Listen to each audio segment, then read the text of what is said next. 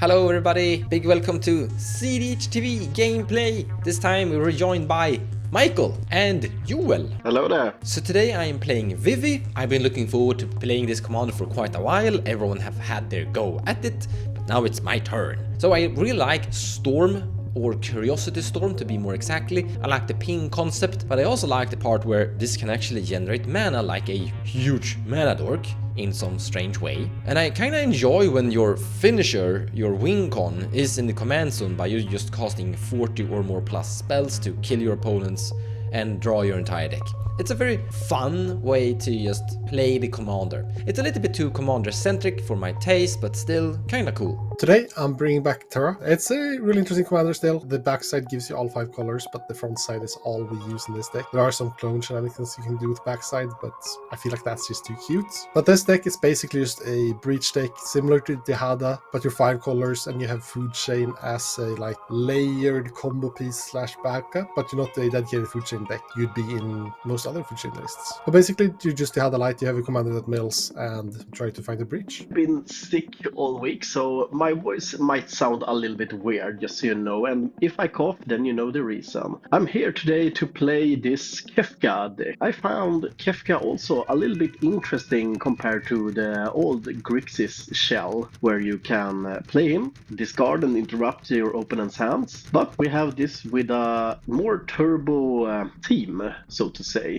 So we're playing the classic turbo stuff together with some cards that are really good with Kefka, like Waste Not, for example. Hi guys, I'm playing Stolda the Night Blessed. I built this deck a bit stacksy. I want to profit maximal from the life loss players do whenever you cast a spell with 3 mana cost or greater, so you draw a card. Let's see, we have a Windfall, we have 2 lands, but no any fast artifacts, so we go into second 7. Turn 1 Necropotence, it's very good. I think I'm going to gamble on this. Our first 7 is interesting, but really ballsy. We only have 1 land. If I had 2 lands, I could consider it. I don't think I ever keep it, to be honest, but I could consider it. Just because 2 mana into Talisman is a pretty good start, and then we can like do Talisman into Terra, maybe turn 2. I think that hand is cope, and this isn't even that hand, so yeah, let's just go to second 7. This hand though, it's really good. Yeah, this is a snap keep. Land into Sol Ring, into Talisman, into Vamp for Rustic,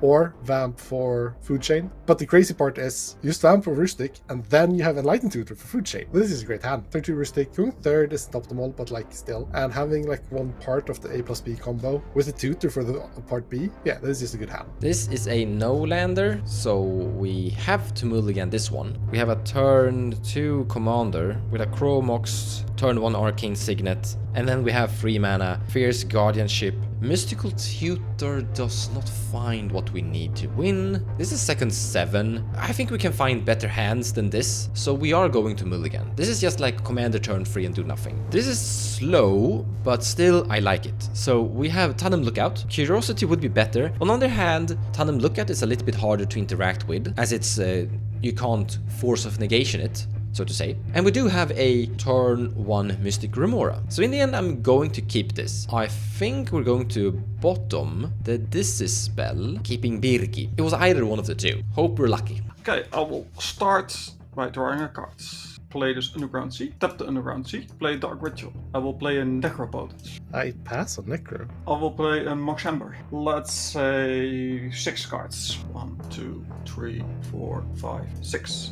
Discard the Toxic Deluge and discard Dismember. Faster. Well, I wasn't expecting a turn 1 Necro. I will untap, upkeep, and draw Ancient Tomb. Tap it for 2 mana, play this Grim Monolith. I will tap that for 3 mana, use 2 of those to play this Talisman of Creativity. Tap that one, play this Talisman of Indulgence, Mox Opal. And after that, I will pass my turn. Go to my turn. Where's my dockside? Land for turn. It's a Bloodstained Mire. I will fetch.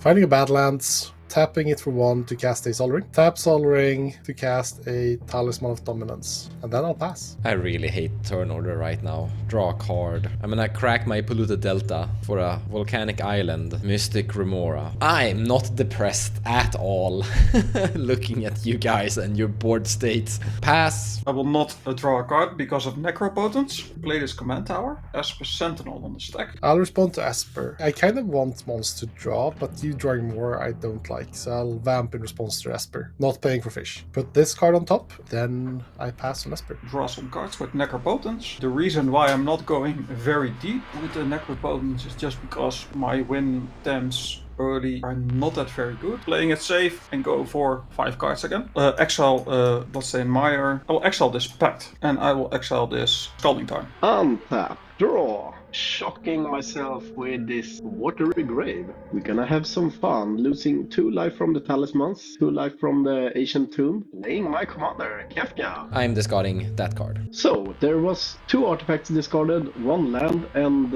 1 little goblin called Squee, who is a creature, so I will draw 3 cards. After that, I will pass my turn. Go to my turn. That's a good draw. Land for turn will be a Seat of Brass. I'll take a damage to cast a Rhetorik Study, paying for Esper because I can do that.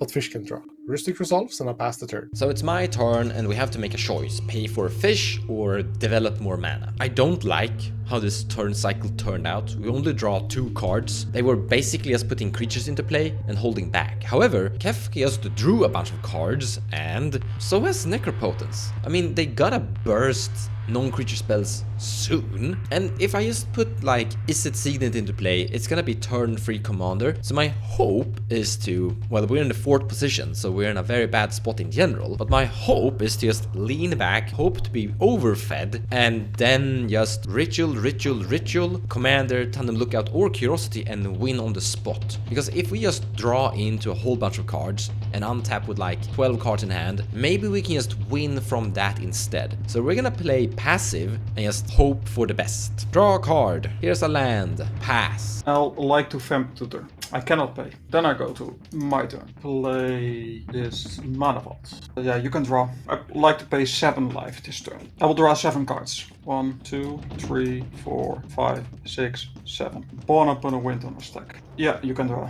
So Mons, I can give you mana. Does that help you? Like, yes. If you untap my Volcanic Island, I can stop the Born. It looks a little bit strange because he paid like 7 life and he has like 20 remaining. So it doesn't look like he's like trying to win here. It's like a value necro. Value Born is sus though. I agree, but it doesn't feel like he's gonna do something. How many cards in hand, Michael? 10 cards in hand. 10 cards in hand and 2 colorless floating. I think he's just gonna unload some of his artifacts. I guess we can wait. Then I will draw a card for my Born as well. It's a good read because it is a value play. So I will start by playing a Sol Ring. I will pay 1 floating. I will pay for the Rhetorik Study. But I will draw. Tap the Sol Ring for a Talisman of Dominance. Play a Mox Opal. Yeah, you can draw. Play a Mox Diamond. Pitching a Wooded Foothills. Combo. Consult of Allocation on the stack. Lotus Petal. I'll crack the Lotus Petal. I'll tap the Mox and I will play this Cursed Totem. Yeah, you can draw. That was a good Rhetorik Study and Fish Feed, but I think I had to do it here. I will pass turn. Untap, upkeep, draw. Gonna play this Marsh Flats. I'm gonna fetch, finding this bad land. Gonna take 2 from the Ancient Tomb to play Display Circuit then. To be fair, I'm just gonna wheel, so I won't do the stuff with my commander. And you're acting as if I would be happy about you wheeling. Pontus, could you untap one of my lands? It sounded like you could. I could, but can I? Well, I can, but I want Can to. you stop talking in mysteries and just untap my Volcanic Island? What do you want to do? I don't know. I don't like Displacer Kitten and Kefka in play. Let's just say that. No, I agree on that part. I also don't like that Campbell in play. I'm not gonna untap your land without knowing what's happening from it. Technically, we don't need to do much now. I can counterspell this. I might snap the Campbell and counterspell the Displacer Kitten. That's what I'm potentially thinking. I have Snap in my hand, but my Volcanic Island is tapped. I don't know how Pontus is able to untap my Volcanic Island, but it sounded like he could. So that's what we're politicking with here. So I have a red Elemental Blast that I don't know what he's gonna do with Displacer Kitten, but it doesn't sound healthy. Yeah, no, I agree. Take a damage, exile a Swimming Spirit Guide, and snap the Campbell. I'm not paying any taxes. I will draw a card then. Snap resolves, I'll untap my Seat of Brass and Mons' Volcanic Island. I am going to use the Volcanic Island to red Elemental Blast and counterspell the Displacer Kitten. Displacer Kitten and Grim Monolith is a very good synergy. I am going to pay for Pontus Heuristic Study, but you can draw a card with Esper Sentinel. I have no response. Someone stole my share. Oh no, that kind of interaction is that's tricky. Yeah. How do you stop that? I don't know. Displacer Kitten dead. Let's use the wheel. Windfall. I'm not paying any taxes. I will respond to the Windfall. I'll cast the Enlightened Tutor. I have a response to this. I'm going to cast a Pay 2 life and Mental Misstep your Enlightened Tutor that is going to find Underworld Breach. That's very bad right now. Not paying for anything. Both of you can draw a card. Esper is already drawn, so Heuristic Study, draw a card. I will. No response. So I have 16 cards in my hand, so that's the amount of cards we're all going to draw. I'm going to comma. This one hitting Michael. Attack trigger. Alright, so there was one instance, one creature, and 2 land cards. So I will draw 3 cards. And that does not help me at all.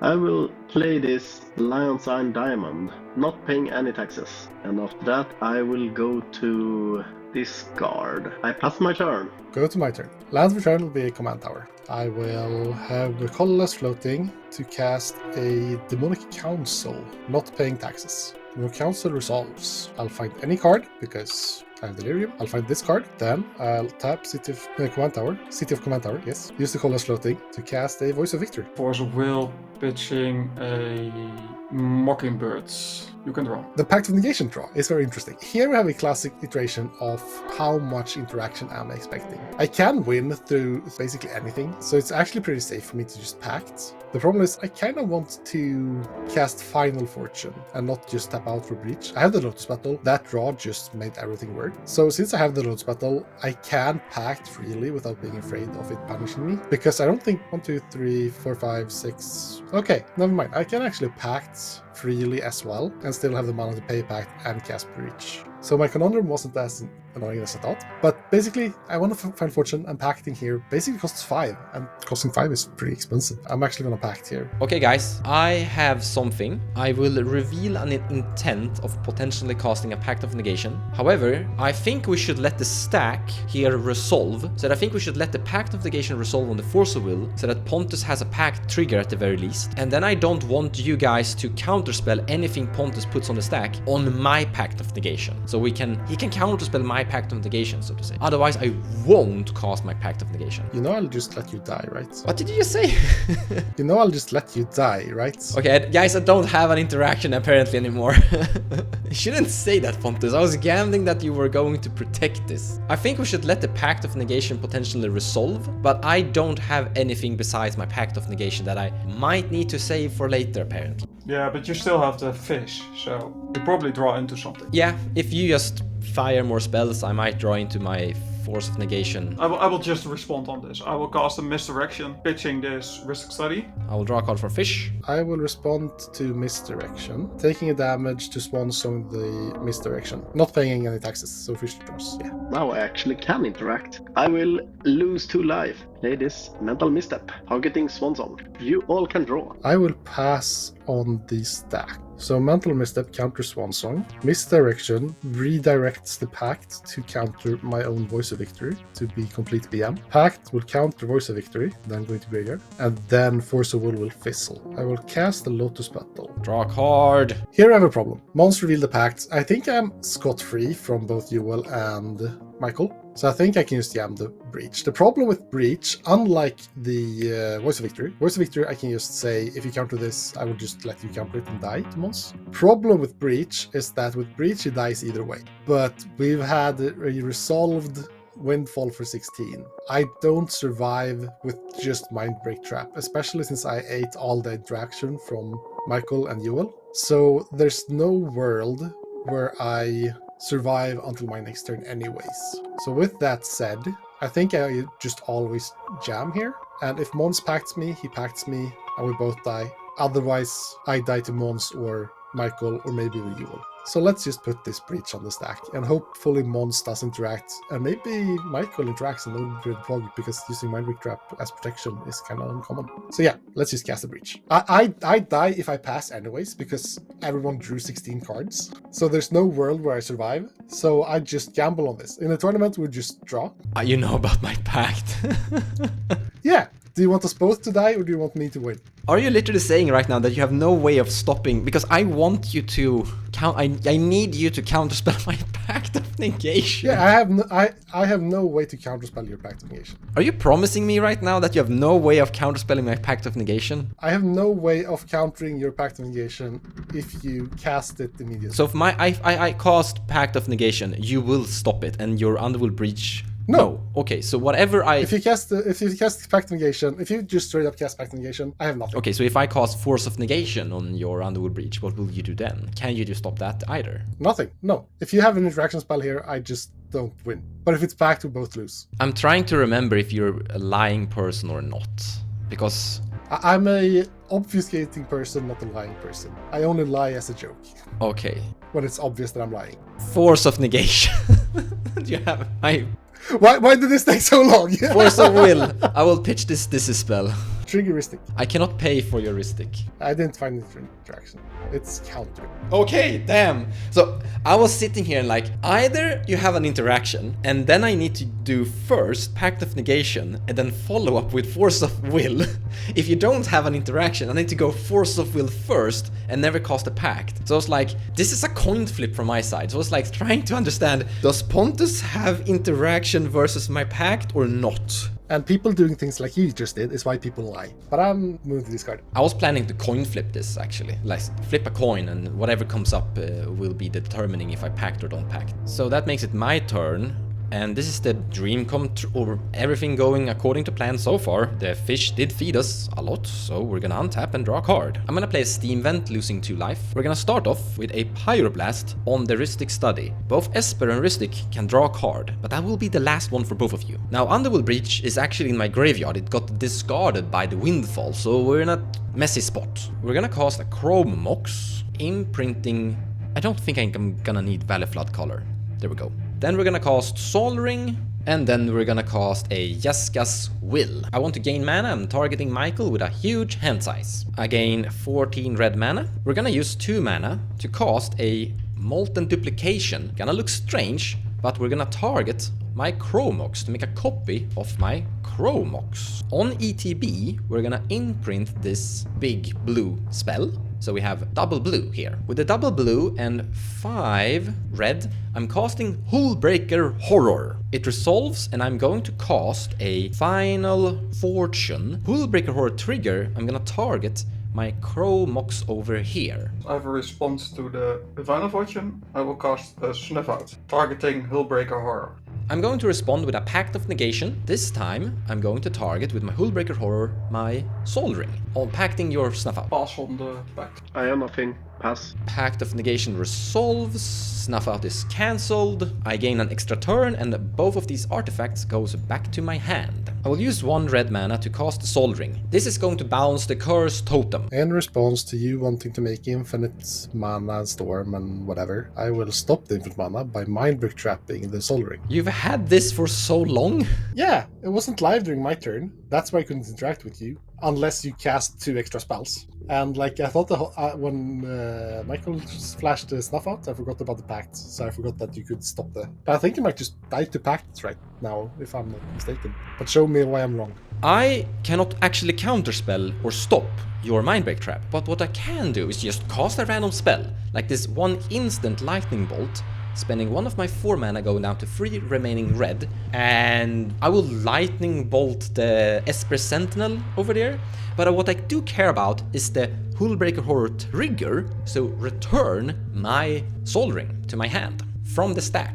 Then Mind Rip Trap fizzles. So here I have a loop of infinite colorless. Now, sure, I have to imprint something to make the Chromox tap for mana, but I don't actually need it, because Chromox is still 0 to cast. So Soldering will, in the end, just generate infinite colorless mana here. But I don't have infinite red or blue. However, we can pitch cards from our hand, for example this blue card, to generate 1 blue mana. And then I'm repeating by returning Chromox, recasting Chromox, but I only need 1 blue, because I already have enough red, and there's only 1 blue for Vivi. So both Chromox and Soldering are in play, and let's say they are tapped. And my Chromox has this cool card underneath it. I cast Vivi, and the Hullbreaker Horror trigger returns my Soldering. I now cast Soldering, and I repeat the loop. This goes to exile, and I can sit and recast Soldering and Chromox infinitely, and Vivi will do infinite damage. I win! So we didn't really get to do like the Vivi typical storm stuff, but I'm kinda happy to showcase that you can win the game in some pretty cool ways anyways. Like, I think the MVP of this match, for my side, was the Mystic Remora that in the end ended up with me untapping with 21 cards in my hand. And I needed to make a lot of blue mana, but I only more or less had a Chromox to generate that. But making multiple Chromoxes and pitching cards in my hand was the thing that actually was making it possible for me to get all the blue mana that I needed. I actually have a few more blue cards in my hand, so I could keep the loop of flickering Chromox here to generate more blue mana. But once again, card draw engine, Mystic Remora, that was literally, in my opinion, what won me the game here. Oh, you could discuss parts where magically we were able to stop Pontus win attempt 2. But that was also the Mystic Remora, right? That was also the Mystic yeah, because the Mystic Remora actually enabled almost a win for you, because I had 16 cards when the Windfall resolved, which gave you a chance of winning. I had win in hand when the Windfall was put on the stack. Oh, okay. So I had the win either way. Here's the thing, I really wanted that Windfall to resolve because my hand was really bad. I wasn't sitting with any interaction, so if you would have gone to your turn with the hand you had before Windfall, I wouldn't be able to do anything. I had nothing. I had 3 cards in hand when I ended my turn. I just made the value play with my Necropotent and putting a bunch of artifacts into play. I might consider that I did not do that, but in my opinion it was like, if I'm not going to put something on the board now, I'm not going to win either way, because the Necropotent did not draw me any good stuff. That's why I did it. But yeah, defeating a Vertex, a Study, and a Fish is never a good idea. In your situation, it's like damned if you do, damned if you don't, because how this ended up was that you feeded my Fish, which made Pontus Windfall huge and my win attempt possible. On the other hand, if you don't, then someone might just run away ahead of you and you lose anyway. So it's a very hard position to be in general, kind of. In any case, thank you guys for watching, and we'll see you next time. Peace! Bye-bye. Bye-bye. Guys.